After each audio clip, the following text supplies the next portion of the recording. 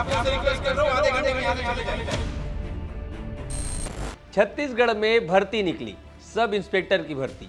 2018 में जब यह भर्ती निकली तो युवाओं में काफी उत्साह था। युवा खुश थे कि काफी सालों बाद ये भर्ती आई है, क्योंकि इससे पहले ये भर्ती 2011 में हुई थी। पर यह खुशी ज्यादा दिन तक नहीं रही और आज तक बच्चे सिर्फ उम्मीद में जी रहे हैं। तो 2018 से 2024 तक सब इंस्पेक्टर की भर्ती की पूरी कहानी क्या है, चलिए आज इस पर बात करते हैं। नमस्कार, मेरा नाम सौरभ तिवारी है और आप विस्तार न्यूज के डिजिटल प्लेटफॉर्म पर मुझे देख रहे हैं। आज छत्तीसगढ़ के युवाओं की बात करते हैं जो सरकारी नौकरी पाने की चाह में सालों से तैयारी कर रहे हैं। छत्तीसगढ़ के युवाओं में आज एसआई भर्ती सबसे ज्यादा चर्चा का विषय है, क्योंकि एसआई की भर्ती पिछले 6 साल से लटकी हुई है।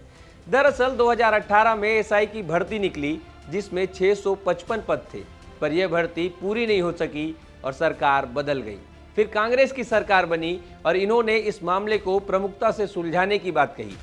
बात कुछ आगे बढ़ी। 2021 में इस भर्ती में एक अपडेट आया और पदों की संख्या बढ़कर 975 कर दिया गया।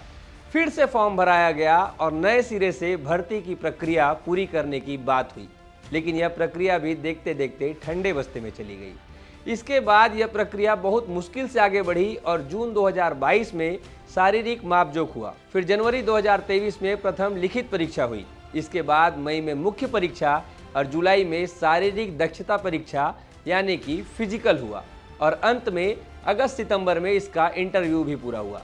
अब लगने लगा था कि रिजल्ट आएगा और प्रतिभागियों का इंतजार खत्म होगा, पर नहीं, अभी उनके हिस्से में केवल इंतजार ही लिखा था, क्योंकि भर्ती मामले में गड़बड़ी की बात सामने आई और मामला कोर्ट में जा पहुंचा।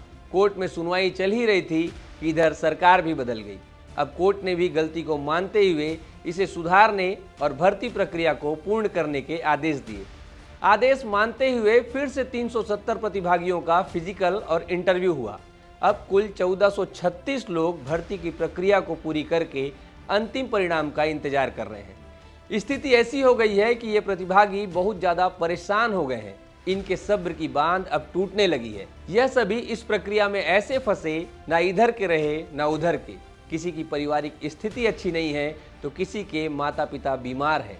सिर्फ इतना ही नहीं, कई तो ऐसे भी लोग हैं जिनकी शादी भी टूट गई है। यह सभी बच्चे सिर्फ और सिर्फ अपने मेहनत के परिणाम का इंतजार कर रहे हैं। हाल ही में ये सभी बच्चे राज्य के गृह मंत्री विजय शर्मा के यहाँ धरना देने पहुंचे और रिजल्ट घोषित करने की गुहार लगाने लगे। इन युवाओं की परेशानी की स्थिति ये हो गई है कि इनमें से कई लोग धरना प्रदर्शन में इच्छा मृत्यु की मांग करते हुए दिखे। इस मामले में गृह मंत्री विजय शर्मा ने बच्चों से वीडियो कॉन्फ्रेंसिंग के जरिए बात किया और आश्वस्त किया कि जल्द ही रिजल्ट घोषित किया जाएगा।